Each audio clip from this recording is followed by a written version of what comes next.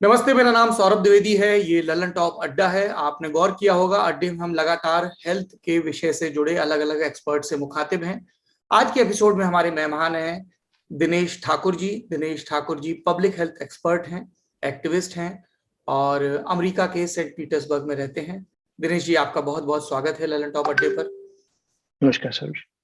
सीधे जो elephant in the room, उसी से जी बात शुरू करते हैं। जी भारत में कोविड की महामारी चल रही है और जी।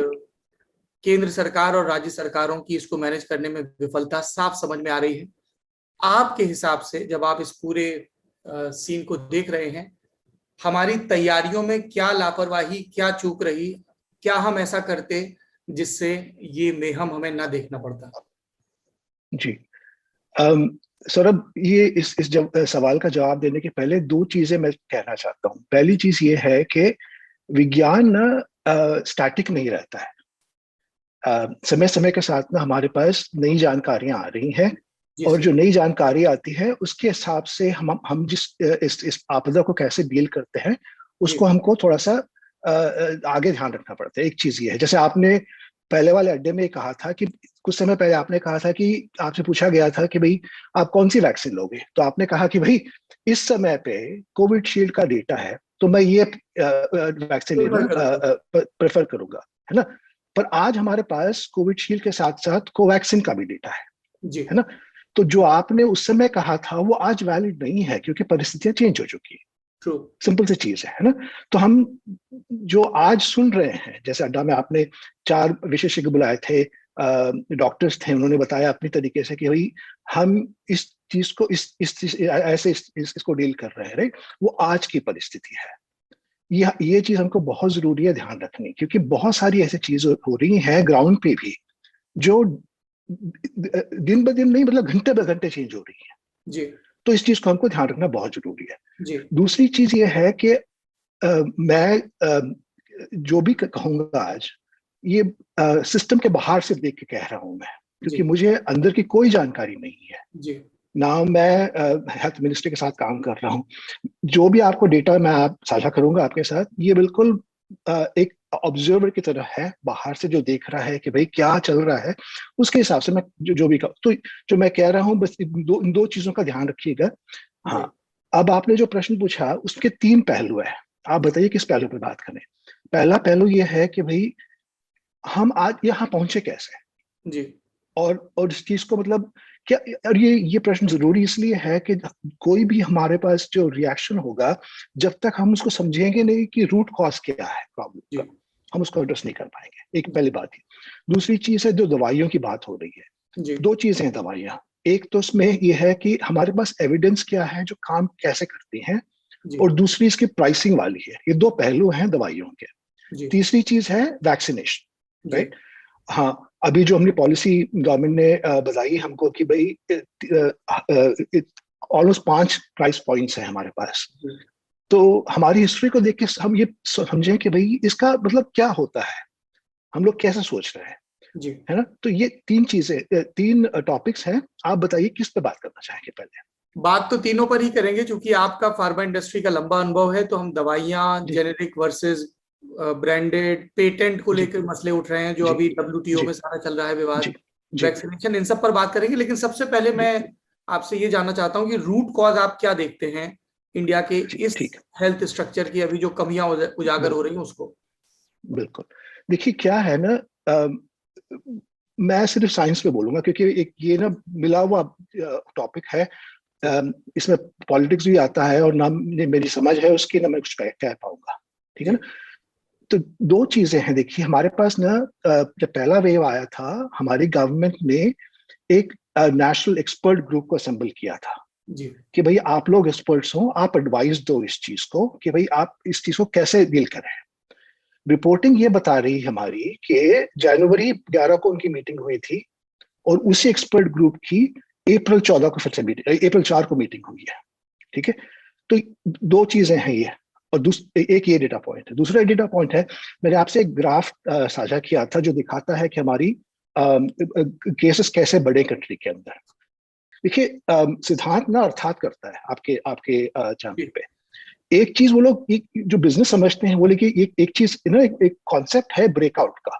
जब आप कोई स्टॉक को मॉनिटर करते हो कि कब खरीदना है उसको, है ना, उसकी टेक्निकल एनालिसिस होती है, और एक प्राइस पॉइंट के ऊपर ना जब स्टॉक का वैल्यू चली आती है, उसको ब्रेकआउट कहते हैं, उसको सेल बाय सिग्नल कहते हैं। उसके अंदर जो सिद्धांत साथ में डिस्कस करते हैं लोग। 14 फरवरी को हमारे पास इस महामारी का ब्रेकआउट सिग्नल आ गया था। अब उस डेटा को देखेंगे, उस ग्राफ में साफ दिखाई दे रहा है कि जो आर वैल्यू कहते हैं, आर वैल्यू जो जो कॉन्सेप्ट होता है कि भाई कैसे कितनी जल्दी फैलेगी बीमारी है, एक व्यक्ति कितने लोगों को, एक संक्रमित व्यक्ति कितने लोगों संक्रमित को करेगा, कर है सकता ना। है। हाँ, तो कॉन्सेप्ट ये है कि अगर ये 1 से कम हो, इसका मतलब हम संक्रमण पे कंट्रोल कर पा रहे हैं, और 1 से ज्यादा हो, इसका ये मतलब है एक आदमी से ज्यादा उसको बीमारी फैला सकता है। जो डेटा अभी हमारे पास है ये कह रहा है कि 14 फरवरी को ये ब्रेकआउट हो गया था। जब ये ब्रेकआउट हुआ तो ये कायदे से ये बात बनती है कि जो पब्लिक हेल्थ वाले हमारे लोग हैं, जो एक्सपर्ट कमेटी है, जो एडवाइस करती है गवर्नमेंट को कि भाई आपको इस चीज को अब ध्यान रखना चाहिए, क्योंकि हम लोग इस सिचुएशन में आ गए थे कि हमारे पास केस बहुत कम हो रहे हैं, कोई मतलब हॉस्पिटल पे कोई दबाव नहीं है, फर्स्ट वेव हमने बड़ी अच्छे से कंट्रोल कर लिया है। ये जो ब्रेकआउट का सिग्नल था ये हम मिस कर गए, और आज आप डेटा को देखेंगे बड़ी साफ तरीके से दिखाता है कि 14 फरवरी को ही हुआ। अब देखिए इसके कारण जो डिसीजंस लिए गए इलेक्शन करवाने के, कुंभ मेला करवाने के, इसके कॉन्टेक्स्ट में आप देखेंगे तो ये लगता है गलत ये डिसीजंस थे। जब हमको पता है कि महामारी की आर वैल्यू 1 से ऊपर चली गई है, हमको पता है कि केसेस धीरे धीरे बढ़ रहे हैं, जो डिसीजंस लिए गए थे हमारे पास उस समय शायद नहीं लेने चाहिए थे ये डिसीजन, इलेक्शंस वाले और कुंभ वाला। एक ये पहलू है। दूसरा ये पहलू है, देखिए क्या है कि ये कीटाणु है, जो वायरस हम जिसको कहते हैं, इसकी नेचर में ये है कि ये रेप्लिकेट करता है जी। इन्फेक्शन जो है वो हमारी प्रॉब्लम है, ह्यूमंस की प्रॉब्लम है, क्योंकि उसका साइड इफेक्ट जो हमको दिखाई देता है, ये इन्फेक्शन हमारे पास आता है। तो क्या होता है कि जब महाराष्ट्र में हमको धीरे धीरे केस नंबर बढ़ने पता शुरू होने लगे, तो हम कायदे से ये होना चाहिए था कि हमको पता करना चाहिए था कि भैया कौन सा म्यूटेशन है इसका, जी, है ना। तो इसको करने में देरी हो गई हमारे पास। दिसंबर तक हम जो जो म्यूटेशन फैल रहे थे, इसकी प्रॉपरली सीक्वेंस की नहीं हमने पता नहीं किया कि भाई किस तरीके से फैल। आज हम लोग कह रहे हैं कि भाई ये म्यूटेशन है, इसकी संक्रमणता आर वैल्यू 1.6 1.7 है। जी। ये हमको पहले करना चाहिए था। तो ये दो चीजें ना साइंटिफिक पॉइंट ऑफ व्यू से हम मिस कर गए, इस कारण हम लोग यहाँ पहुंचे हैं, यहाँ इन्फेक्शन कंट्रोल के पॉइंट ऑफ व्यू से। अब जहां तक ट्रीटमेंट की बात है, वो तो आप बात कर ही रहे हो, डॉक्टर से मेरे से ज्यादा क्वालिफाइड लोग हैं जो आपको बता रहे हैं कि भाई कैसे कैसे कंट्रोल करके इसको एड्रेस किया जा रहा है। दिनेश जी, एक चीज जो हम विशेषज्ञों से बात कर रहे हैं उसमें लगातार सामने आ रही है, चूंकि आपने भारत और अमेरिका के फार्मा जी सेक्टर में खूब काम जी किया है, जी उसकी कमियों को भी उजागर किया है आपने समय समय पर। एक चीज पब्लिक हेल्थ के एक्सपर्ट्स ने लगातार कही कि हमारे यहाँ डेटा कलेक्शन को लेकर भयानक लापरवाही है। हमें ये तक बिल्कुल। नहीं पता कि हमारे देश में जो लोग मरते हैं उनकी मौत की वजह क्या है, मुझे क्या इसकी है। वजह जी से बीमारियां, उन बीमारियों को टैकल जी करने के तौर तरीके, जी इस पर जी अगर आप कुछ बात कर सकें कि इसका बिल्कुल। एक सही तरीका क्या होना चाहिए, सरकार को क्या करना जी चाहिए। जी देखिए, ये ना बड़ी लंबी सिस्टमिक प्रॉब्लम है। ये सिर्फ कोविड वाली सिचुएशन नहीं है, जी। ये बहुत समय से हमारे पास चलता आ रहा है। वैसे देखा जाए, जो हमारा जनरल रजिस्ट्रार है ऑफ बर्थ्स एंड डेथ्स, इनके पास ना एक बड़ा अच्छा सर्वे है जो करते हैं लोग, पता करते हैं कि भाई कितने बर्थ्स हुए हैं, कितने जन्म हुए हैं, और कितने लोगों की मौत हुई है। पर क्या है ना कि इस सर्वे करवाने के लिए भी रिसोर्सेस लगते हैं, राइट। जो लोग जाते हैं, पूछते हैं फैमिली से, सिटी के अंदर तो शायद हो भी जाता है क्योंकि पॉपुलेशन डेंसिटी ऐसी है, घर पास पास होते हैं। अब ये सोचिए, गांव में रहते हो, दूर दूर रहते हो, जब तक किसी को भेजोगे नहीं तो सर्वे कैसे करोगे ना इस चीज का। ट्रू। एक चीज ये है। दूसरी चीज ये है, देखिए हमारी ना सिस्टम की, मैं एक जो छोटी चीज बता रहा हूँ मैं। अभी क्या हुआ, पिछले हफ्ते ना, जब यहाँ जो ब्रीफिंग होती है हमारी हेल्थ मिनिस्ट्री की ब्रीफिंग, वहां पे राजेश भूषण जी ने एक डेटा साझा किया था। वहां पे उन्होंने ये बताया कि भाई पहले शॉट वैक्सीन लेने के बाद, जो उसको ब्रेक थ्रू केसेस कहते हैं कि भाई वैक्सीन लेने के बाद भी आपको इन्फेक्शन हो गया है करके, और ये तो आप भी कितनी बार कह चुके हो कि भाई वैक्सीन का ये मतलब है कि इन्फेक्शन नहीं होगा, वैक्सीन का ये मतलब है कि जो उसकी सिवियरिटी है उसको कम करे, आपको हॉस्पिटलाइज ना होना पड़े, राइट। यहाँ पे भी है, फाइजर और मॉडर्ना के वैक्सीन देने के बाद भी लोगों को इन्फेक्शन हुए हैं। ये US। कोविशील्ड और कोवैक्सीन की बात नहीं है, ये हर जी। वैक्सीन की बात है ना। पर क्या है कि जो आपने कितने लोग आपके दर्शक जो देख रहे हैं, जब टेस्ट करवाने जाते हैं एक आईसीएमआर का फॉर्म होता है, सो स्पेसिमेन रेफरल फॉर्म कहते हैं, उसके अंदर उसमें पता करना पड़ता है कि भाई आपका नाम क्या है, कहाँ से आए हो, और आपका डेट ऑफ बर्थ क्या है, आपका आइडेंटिफिकेशन क्या है। जो सैंपल कलेक्ट किया जाता है तभी डॉक्यूमेंट लेते हैं। अप्रैल 11 तक उस फॉर्म में ये क्वेश्चन नहीं था कि आपने वैक्सीनेशन लिया है कि नहीं। ओके। जब हमारे पास ये क्वेश्चन नहीं पूछा गया है तो कंट्री के जो हमारे पास जो हेल्थ सेक्रेटरी है, इनको ऐसा डेटा नहीं देना चाहिए। जो जो 0.002% और 3% की बात कर रहे हैं, ये कहां से आया डेटा आपके पास? जब आपका आईसीएमआर सैंपल कलेक्शन फॉर्म ये नहीं पूछ रहा है कि भाई आपके वैक्सीनेशन हो चुकी है, आप पहला शॉट लिया है, सेकंड शॉट लिया, आपके पास सिर्फ बहुत कम समय का डेटा है, 2 हफ्ते 1.5 हफ्ते का डेटा है। इसमें क्या होता है सौरभ कि अल्टीमेटली ना ये बात घूम फिर के ट्रस्ट पे आती है। हम भरोसा करते हैं अपने डॉक्टर पे, हम भरोसा करते हैं हमारे सिस्टम पे। जब ऐसी बात होती है ना तो लोग फिर सोचने लगते हैं कि भाई जो बता रहे हो सही बता रहे हो, गलत बता रहे हो इस बारे में, है ना। तो जो आप ये पूछ रहे हो ना कि डेटा कलेक्शन वाली बात है, जो registrar of deaths and births वाली बात है ना, ये हो नहीं पा रहा है हमारे पास। वैसे भी जो मेडिकल सर्टिफिकेट ऑफ डेथ होता है वो डॉक्टर देते हैं, और उसके बाद हम लोग रिकॉर्ड होता है रजिस्ट्रार के पास। अभी डॉक्टर्स के पास इतना समय है नहीं, जिस तरह से हम लोग हॉस्पिटल की तरफ जा रहे हैं कि प्रॉपरली डायग्नोस करो, कहो कि भाई कोविड की मतलब डेथ कोविड के कारण हुआ है या किसी कोमॉर्बिडिटी के कारण हुआ है। डब्ल्यूएचओ की एक्सप्लिसिट गाइडलाइंस हैं, हमने अपनी गाइडलाइंस अपडेट की नहीं है।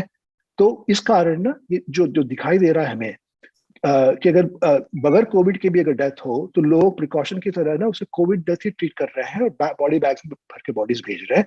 उसके कारण ना बहुत सारी मतलब पैनिक सिचुएशन क्रिएट हो रही है इसके अंदर। तो ये सिस्टम्स ना एक रात में नहीं बदलेंगे, इसमें समय लगेगा, हमको इन्वेस्ट करना पड़ेगा। देखिए हमारे पास एक नोडल एजेंसी है NCDC, national centre for disease and surveillance, ये इनका काम है।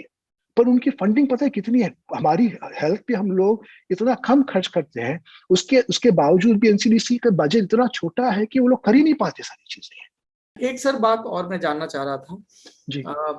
दुनिया भर में जिन देशों ने इफेक्टिवली इस कोविड को टैकल किया है, यूरोप के कुछ देश हैं, ऑस्ट्रेलिया और न्यूजीलैंड का उदाहरण बहुत शाइनिंग एग्जांपल है, स्कैंडिनेवियन कंट्रीज का भी बहुत जिक्र हो रहा है। हमने वहां पर सर एक चीज देखी कि जो साइंस के, मेडिकल के, इन सब के एक्सपर्ट्स हैं, सरकार न सिर्फ उनकी बात सुनती है बल्कि उनके सुझावों पर अमल भी करती है। भारत में इस तरह का कल्चर बहुत कम देखने को मिल रहा है। हम देखते हैं प्रेस कॉन्फ्रेंस भी मंत्री वगैरह आके कर रहे हैं जो इस फील्ड के विशेषज्ञ वो नहीं है। भारत दुनिया के दूसरे देशों से, क्योंकि आप कई देशों के हेल्थ स्ट्रक्चर की लगातार स्टडी कर रहे हैं, क्या सीख सकता है, हमें क्या करना चाहिए? देखिए अब जो आपने कहा ना ये बिल्कुल सही है। अब मैं आपको छोटा सा उदाहरण देता हूँ, बड़ी छोटा सा बिल्कुल। क्या हुआ कि हमारी जो एक्सपर्ट कमेटी है जो पैंडेमिक देख रही थी, इन्होंने नेशनल गाइडलाइंस जो है, एक बार नेशनल गाइडलाइंस आईसीएमआर जारी करता है तो सारे देश के हॉस्पिटल उनको फॉलो करना पड़ता है ना। लास्ट जुलाई 2020 में इन्होंने अपने नेशनल गाइडलाइंस को अपडेट किया था। उसके बाद अभी अप्रैल 14 को अभी पिछले 2 हफ्ते में अपडेट हुई है। आपको ये नहीं लगता कि भाई ये अगर इतना समय चला गया, 8 महीने हो गए, इनको अपडेट करना जरूरी है? एक चीज ये बात। दूसरी चीज ये भी है कि अभी जो गाइडलाइंस इश्यू हुई हैं उसके अंदर आज भी हाइड्रोक्सीक्लोरोक्विन लिखा हुआ है।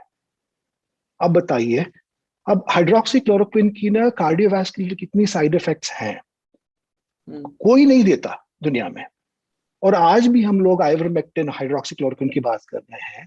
तो किस साइंस के बेसिस पे हम लोग कर रहे हैं ये? एक चीज ये है। दूसरी चीज ये है सौरभ, क्या होता है ना कि हमारे पास जब मतलब कोई आपदा आती है ना, हम कहते हैं भाई किसी विशेषज्ञ को ले आओ, डॉक्टर को ले आओ। और जितने आप देखेंगे डिस्कशंस हो रहे हैं ना डॉक्टर्स के, ये ना डॉक्टर्स या कार्डियोवैस्कुलर लोग हैं या पल्मोनोलॉजिस्ट है या सर्जन्स हैं, ये बीमारी ना इन्फेक्शियस डिसीजेस वाली है, और हमारे पास इन्फेक्शियस डिसीज के डॉक्टर है नहीं। बड़े कम लोग हैं, जैसे डॉक्टर गगनदीप कांग है जो सीएमसी वेल्लोर में है अभी, ऐसे शाहिद जमील है। ये लोग ना इसको समझते हैं। देखिए क्या होता है ना कि हमारे पास हमारी सोच ऐसे बन गई है कि जब बीमारी होती है तो हम लोग इंडिविजुअल को ट्रीट करते हैं। डॉक्टर के पास हम लोग जब जाते हैं ना तो हम लोग ये कहते हैं कि भाई मुझे बीमारी हो गई है, मुझे ट्रीट करो, है ना। बात ये है कि ये बीमारी ना, महामारी ना इंडिविजुअल के आगे है, ये पूरी सोसाइटी को करती है, और इसका सोल्यूशन इंडिविजुअल ट्रीटमेंट नहीं है, इसका सोल्यूशन पब्लिक हेल्थ है। और हमारे पास पब्लिक हेल्थ, जैसे आपने दिलीप मावलंकर की बात कही थी, उनका नजरिया कितना कितना अलग था सोचने की कि इसकी ट्रीटमेंट कैसे हो सकती है। जो इसका सोल्यूशन हम जो देख रहे हैं ना, ये पब्लिक हेल्थ सोल्यूशन है, इंडिविजुअल सोल्यूशन नहीं है।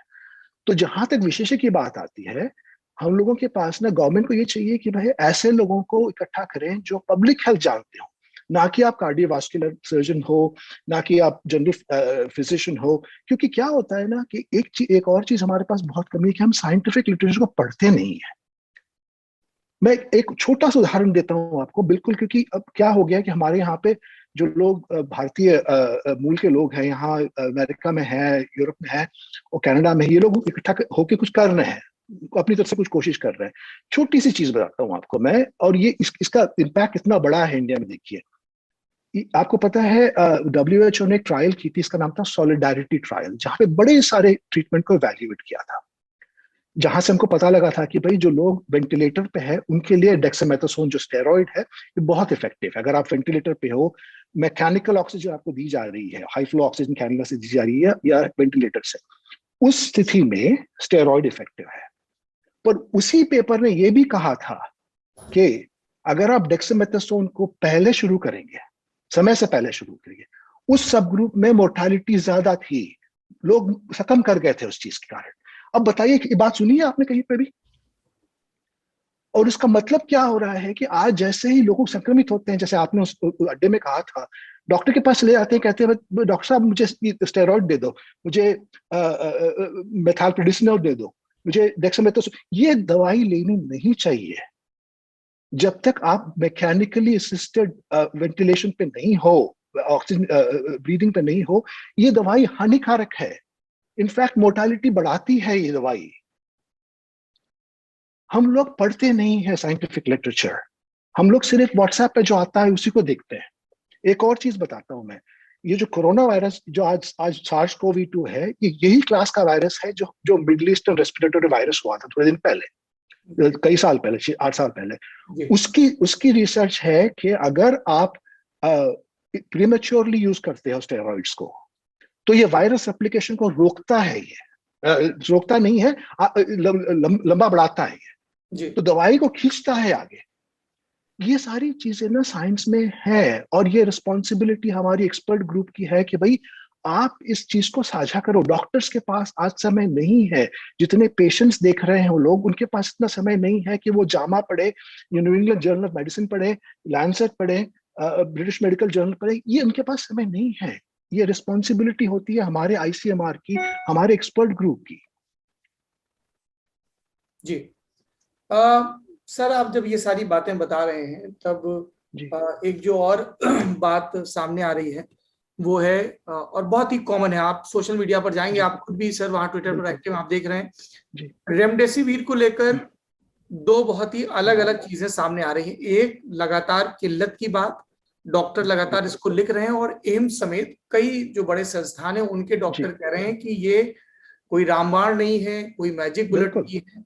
How do you look at it? मैं सर थोड़ा सा ये समझना चाहता हूं कि क्या एक नकली ढंग से एक दवा की डिमांड भी पैदा की जा सकती है, जिसमें वो कौआ कान ले गया, कौआ कान ले गया, तो सब कोई कौए के पीछे भाग रहा है, कोई कान चेक नहीं कर रहा है, कि जिसको बिल्कुल हमारे बुंदेली लहजे में कहें तो भेड़िया धसान, कि मतलब एक धर्रा चल रहा है। वैसा कुछ है कि सिस्टमैटिक ढंग से ये किया गया, या डॉक्टर्स को लग रहा है, कुछ डॉक्टर्स ने कहा कि भाई जब सब चीजें फेल हो जाती हैं तब हमें लगता है अच्छा प्लाज्मा करके देख लेते हैं, शायद कुछ असर हो जाए, रेमडेसिविर का शॉट लगा के देख लेते हैं। जी सौरभ, इसमें दोनों ही है। मैं ये नहीं कह सकता है कि भाई एक चीज के कारण ये ऐसे हो रहा है। देखिए क्या है ना कि इसमें हम हमारा भी बहुत एक्सपेक्टेशन है। हम जो पेशेंट, हमारे घर में कोई बीमार होता है, हम डॉक्टर के पास जाते हैं, और मान लीजिए किसी डॉक्टर ने कहा कि भाई आप सिर्फ टाइलेनॉल ले लो, आप ठीक हो जाओगे, हम उससे खुद ही कहते हैं कैसा डॉक्टर है, दवाई तक नहीं देता ये, हम्म। है ना? तो जब तक वो तो चार ये दवाइयां, चार इंजेक्शन ना लिखे, हाँ, चार टेस्ट ना ना लिख लिखे। देना तो बिल्कुल। तो ये एक चीज हमारे में भी है कि हमको ये ट्रस्ट करना चाहिए कि अगर डॉक्टर कह रहा है कि आप बुखार है आपको, और कंसिस्टेंटली टाइलेनॉल लो 4-5 दिन, और अपना ब्लड ऑक्सीजन मॉनिटर करो, आप किसी रेमडेसिविर की, फाविपिराविर की, फाविप्लू की जरूरत नहीं है, तो उसको ट्रस्ट करना भी बहुत जरूरी है। एक चीज ये है। दूसरी चीज ये है, ये मैं नहीं कह सकता है कि इसके पीछे मतलब इस हवा बनाने का, इस चीज का, कि ये दवाई कोई रामबाण है। ये तो देखो क्या है, हर जगह जहां पे भी आपदा आती है कॉन्स्पिरेसी थियरीज वैसे ही बढ़ जाती है। पर इसका इसका इसका सोल्यूशन ये नहीं है कि भैया आप टेलीविजन पे जाओ और लोगों को बोलो। इसका ये सोल्यूशन है कि नेशनल गाइडलाइंस जो आप इश्यू करते हो, उसको रिवाइज करो, और हर हॉस्पिटल को भेजो, और हर डॉक्टर सुपरिटेंडेंट को कहो कि भाई ये गाइडलाइंस हैं।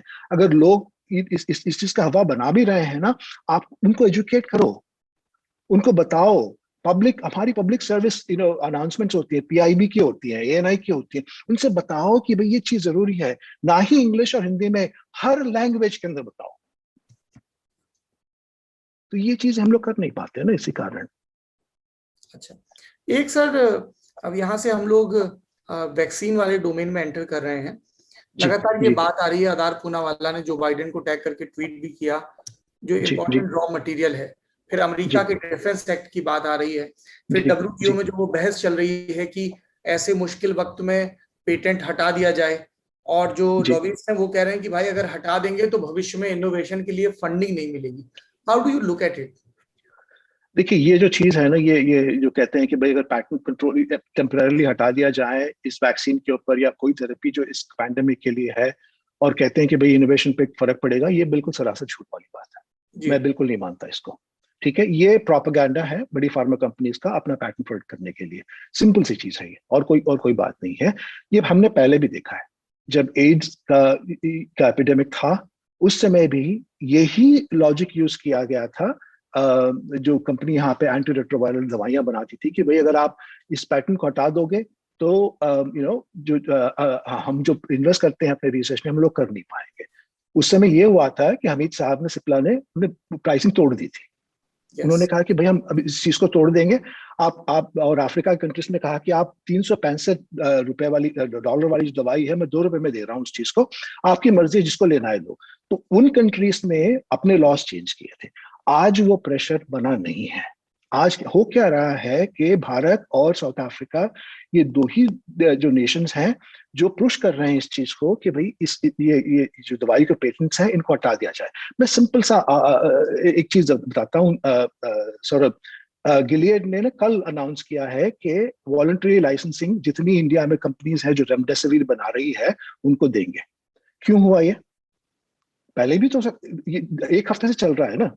रेमडेसिविर की किल्लत तो हम जो देख रहे हैं, लोग दौड़ रहे हैं हॉस्पिटल्स के पीछे, दवाइयों के पीछे, ये 1 हफ्ते से हो रहा था ना। कल क्यों हुआ ये?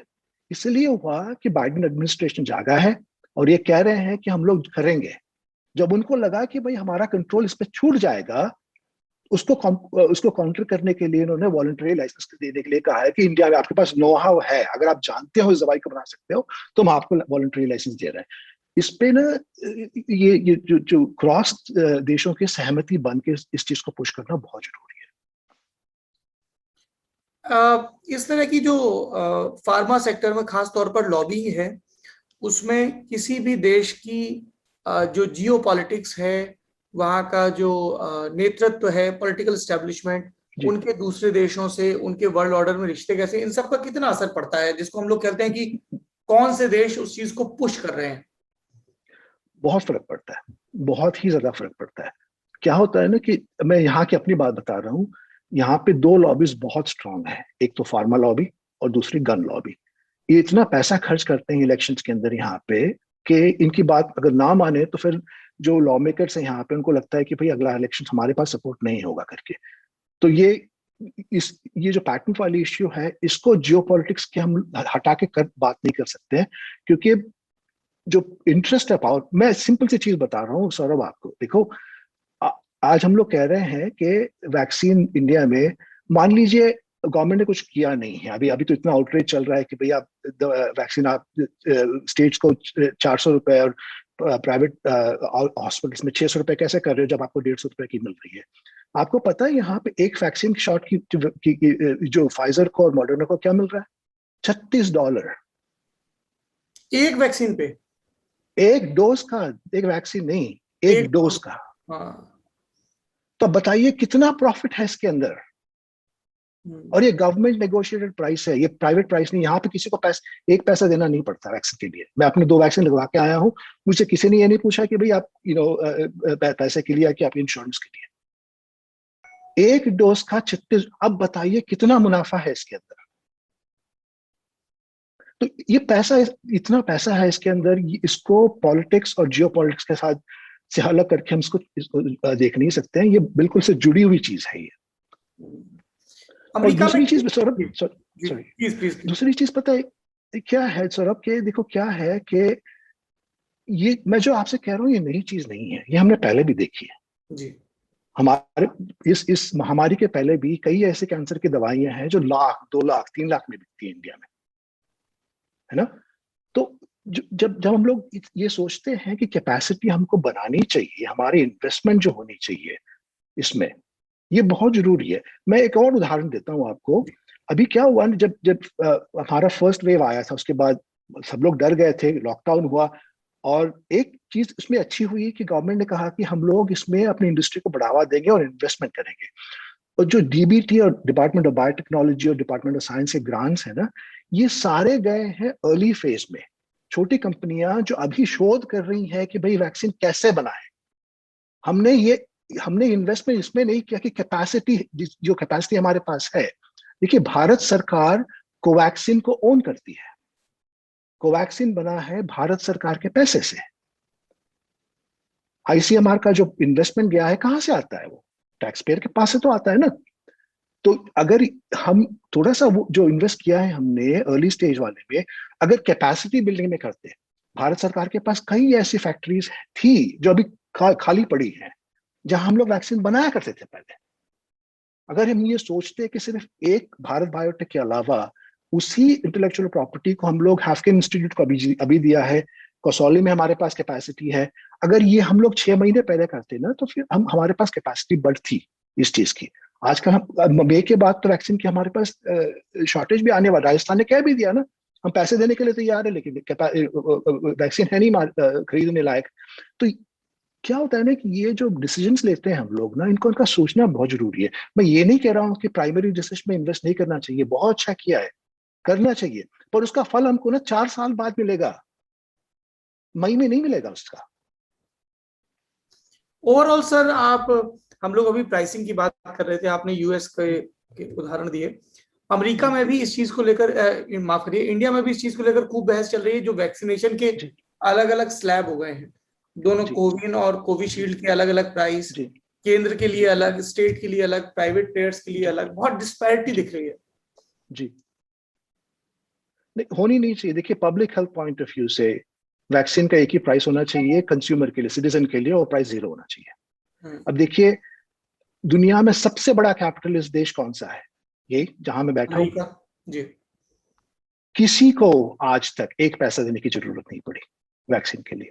और ये भी नहीं पूछते इस कंट्री के अंदर, जब मैं यहाँ रहता हूँ फ्लोरिडा में, यहाँ पे ना बड़ी सारा पॉपुलेशन है जो सेंट्रल अमेरिका से आया हुआ है, जो सिटीजन्स नहीं है, जो निकरागुआ से आते हैं, हाइटी से आते हैं, क्यूबा से आते हैं। जब वैक्सीन लगाने जाते हो, ये कोई नहीं पूछता कि आप इस देश के सिटीजन हो या नहीं, क्योंकि आप यहाँ पे हो और हमारा उद्देश्य ये है महामारियों को कंट्रोल करो। इस देश में जो इतना बड़ा कैपिटलिस्ट देश है, इसका 0 होगा। इंडिया में देखिए गवर्नमेंट के पास 35,000 करोड़ रुपया हमने एलोकेट किया था। जी, निर्मला सीतारमण ने अपने बजट में अनाउंस किया था। अनाउंस किया था। अब आप इसका गणित देखिए कि कैसे बनता है इस चीज का। अब जब गवर्नमेंट ये कह रही है कि भाई स्टेट्स को 14 से 16 से 44 एज के लोगों को स्टेट गवर्नमेंट लेगी, स्टेट गवर्नमेंट पैसा लाएगी कहां से? कहीं से पैसा लाना पड़ेगा ना उनको। टैक्स बढ़ाओगे, अगर टैक्स बढ़ाओगे तो कौन देगा?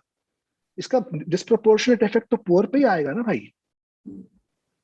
तो ये पॉलिसी बनाने के पहले थोड़ा सा सोचना चाहिए हमको कि भाई किस तरह की पॉलिसी देख रहे हैं हम लोग ये।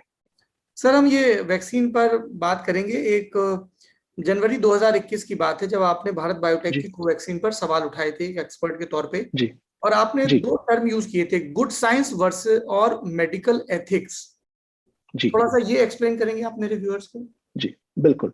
देखिए क्या है ना कि हमारे पास ना इंडिया में क्लिनिकल साइंस की इंफ्रास्ट्रक्चर नहीं है। और मुझे बोलते हुए बहुत दुख होता है, क्योंकि क्या है ना, जितनी जरूरत हमको है इंडिया में क्लिनिकल साइंस की, वो किसी और को नहीं है।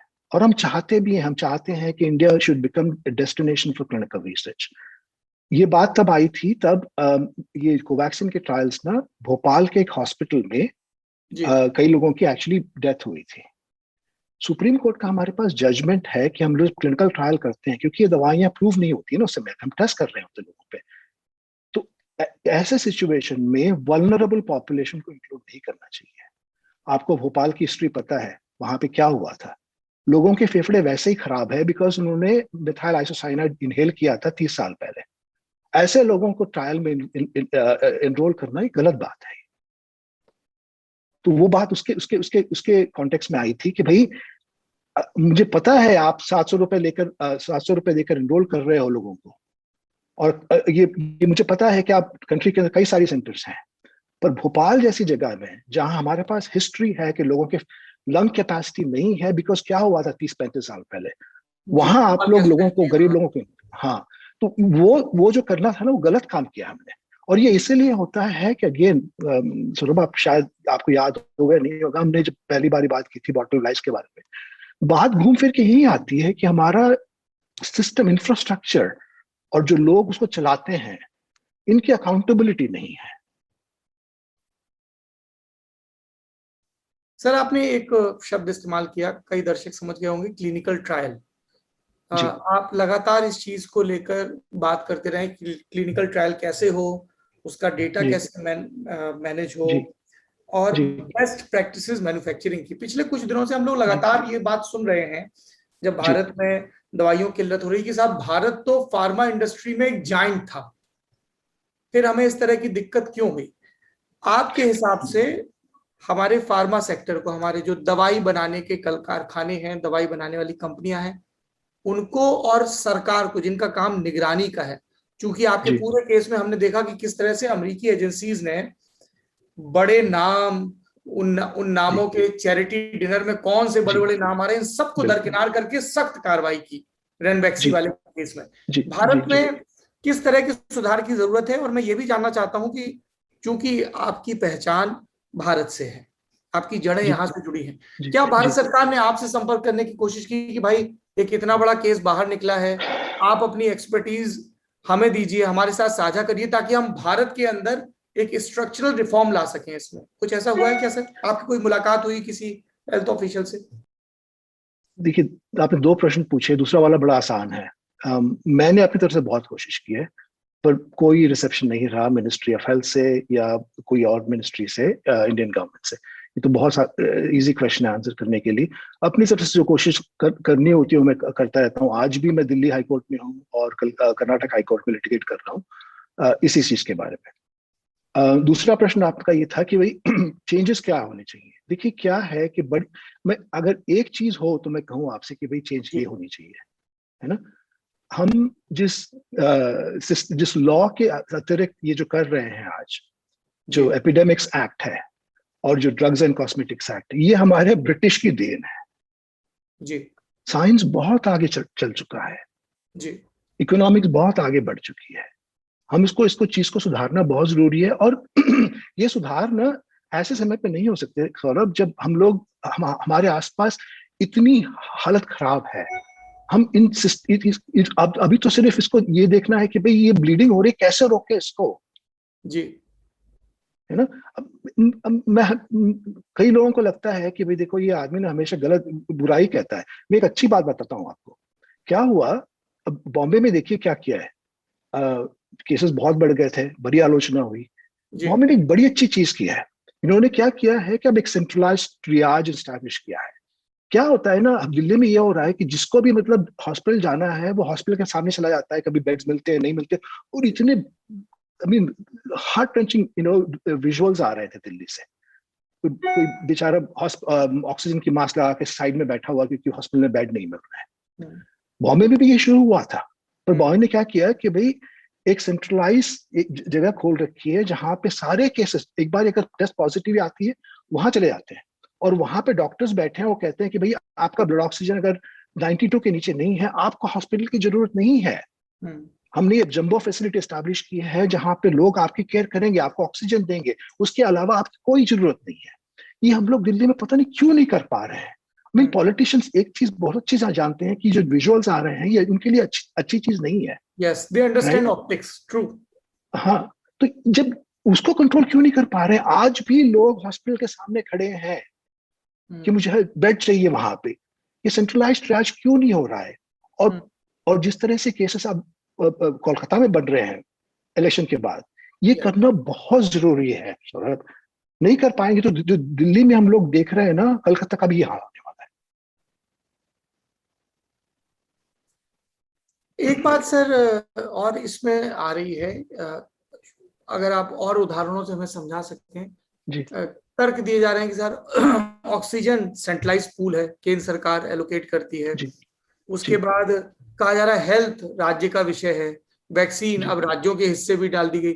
एक फुटबॉल चल रहा है कि बस गेंद को दूसरे के पाले में फेंक दो। नरेंद्र मोदी सरकार राज्य सरकारों के में, राज्य सरकार मोदी सरकार के में, जनता पिस रही है, कल्प्रिट दोनों नजर आ रहे हैं।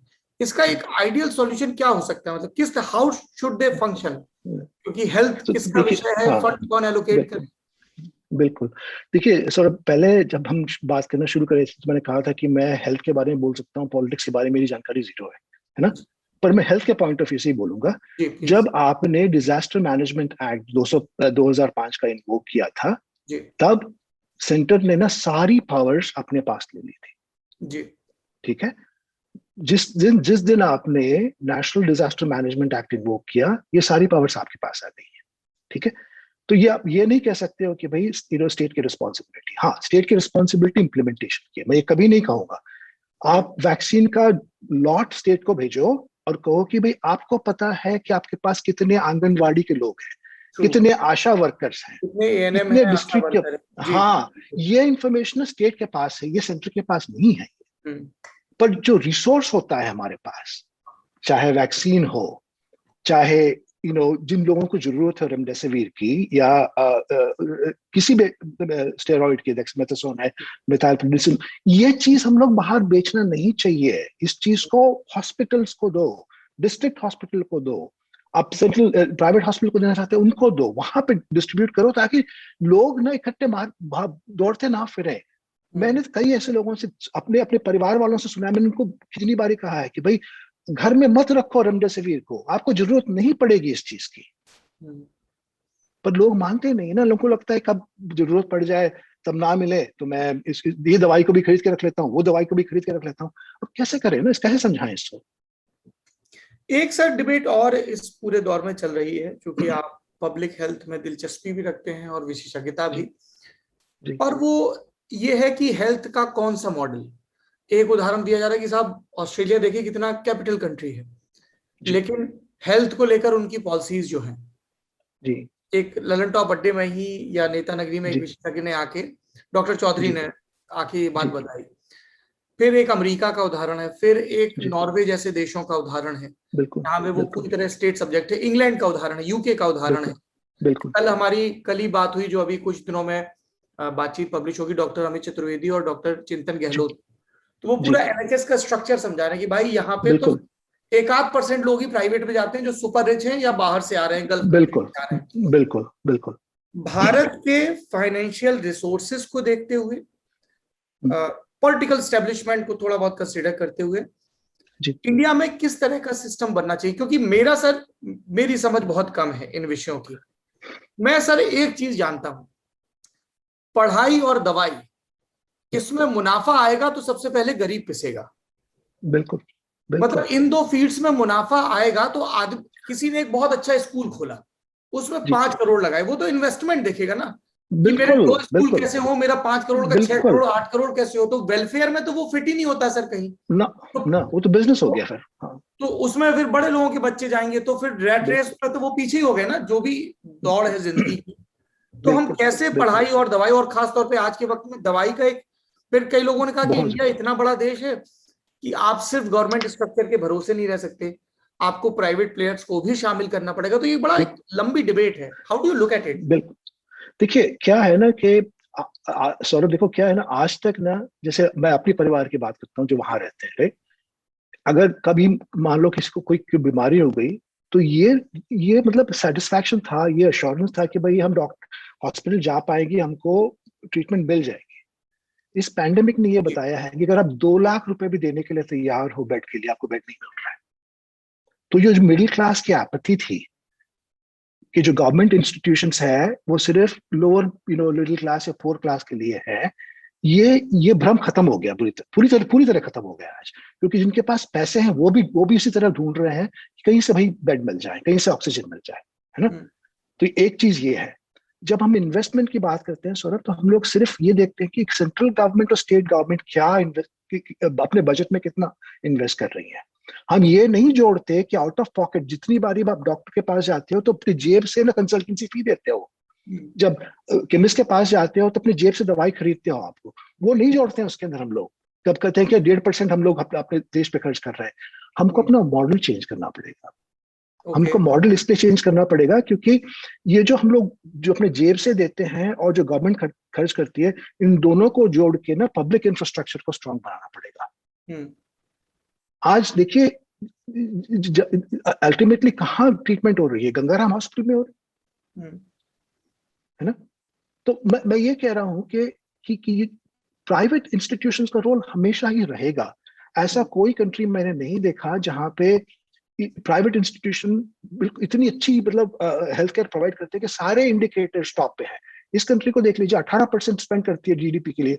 हमारी मोर्टेलिटी थी कोई बहुत अच्छी थी। न्यूयॉर्क की आपने देखी ना सिचुएशन, पिछले साल क्या हुआ था न्यूयॉर्क में, किस तरह से जो दिल्ली में हो रहा वो यही हुआ था। पैसा नहीं है सौरभ, सोचने की बात है। हमको ना अपना पब्लिक हेल्थ इंफ्रास्ट्रक्चर स्ट्रॉन्ग करना पड़ेगा। ठीक है, आज नहीं है और 1 साल में नहीं होगा ये। हमने बहुत समय जाया किया है ये सोचते हुए कि भाई हमारे पास पैसे हैं, हम प्राइवेट हॉस्पिटल चले जाएंगे, हमको बेड मिल जाएगा, हमको ट्रीटमेंट मिल जाएगी। देखिए क्या हो रहा है आज, पैसे देने के बावजूद भी आपको बेड नहीं मिल रहा है। तो ये ना फंडामेंटली हमको सोचने की जरूरत है, क्योंकि पब्लिक हेल्थ इंफ्रास्ट्रक्चर तो हम लोग ठीक नहीं कर पाएंगे। जैसे आपने कहा, देखिए प्राइवेट हेल्थ केयर और उसके बिजनेस के ना एक रोल है, मैं ये नहीं कह रहा हूं कि नहीं है जी, है ना। पर जो मेजॉरिटी ऑफ जो लोग रहते हैं, हमको ये अश्योरेंस होनी चाहिए कि भाई अगर कल को मुझे जरूरत पड़ी या मेरी मम्मी को या मेरे पिताजी को जरूरत पड़ी, तो इंस्टीट्यूशन है जहां पे हम लोग जा सकते हैं। हमको ना बाहर ऑक्सीजन का सिलेंडर लगा के, मास्क लगा के चौराहे पे वेट करने की जरूरत नहीं पड़ेगी।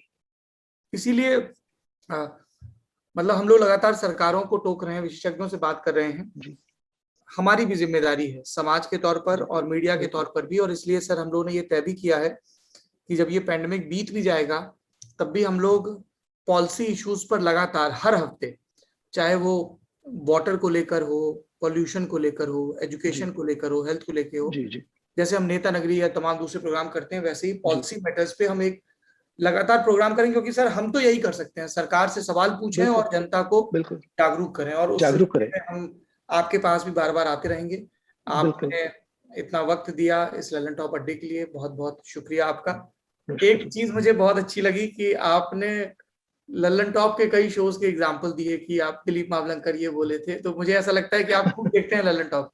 बिल्कुल देखता हूँ। देखिए क्या है सर, मेरा भी ना इंडिया से जुड़ने का कौन सा तरीका है, जी यही तो तरीका है। जिस तरह की आप लोग रिपोर्टिंग करते हो, जिस तरह से आप डिस्कशन करते हो, ये सारी चीजें मुझे भी तो, यहाँ रहता हूँ तो और कोई मेरे पास ऑप्शन है नहीं। तो इसी तरह जुड़ता हूँ और समझने की कोशिश करता हूँ कि भाई हो क्या रहा है और किस तरह से मेरे से जो बन सकता है वो करने की कोशिश करता हूँ। Thank you sir, thank you so much. Please take good care of your health and आप भी। इसी तरह से आप सक्रिय बने रहें और लगातार जरूरी सवाल पूछते रहें। और हम जिनका ये जिम्मा है कि सवाल हम पूछें, हम लोगों को गाइड भी करते रहें। Thank you so much. नमस्कार, थैंक यू। ललन टॉप अड्डा फिलहाल यहाँ पर खत्म होता है। इस पूरी बातचीत को लेकर अगर आपके जहन में कोई सवाल हो तो जरूर पूछें। अगर दिनेश ठाकुर जी की बात से जुड़े कोई स्पेसिफिक सवाल हो तो वो भी पूछें, तो हम इनको दोबारा भी आमंत्रित करने की कोशिश करेंगे। सुरक्षित रहिए, स्वस्थ रहिए, बेसिक चीजें हैं जिनका अगर आप पालन करेंगे तो इस बीमारी से बच सकते हैं। सेफ डिस्टेंसिंग, सोशल गैदरिंग से बचना, मास्क को ठीक से लगाना, और यदि कोई भी शुरुआती लक्षण लग रहा है खुद को आइसोलेट करना, तुरंत टेस्ट करवाना, बीमारी की आशंका को नकारने से बचना। और सरकारों की जवाबदेही तो आपको तय करनी, लेकिन फिलहाल कई इस तरह केसेस भी आ रहे हैं, जैसे आज ही दिल्ली में जब हम ये बातचीत रिकॉर्ड कर रहे हैं कि हॉस्पिटल के स्टाफ के साथ मारपीट या दूसरी चीजें, इन सब से बचिए। They are already burden. अपना खूब ख्याल रखिए। Thank you.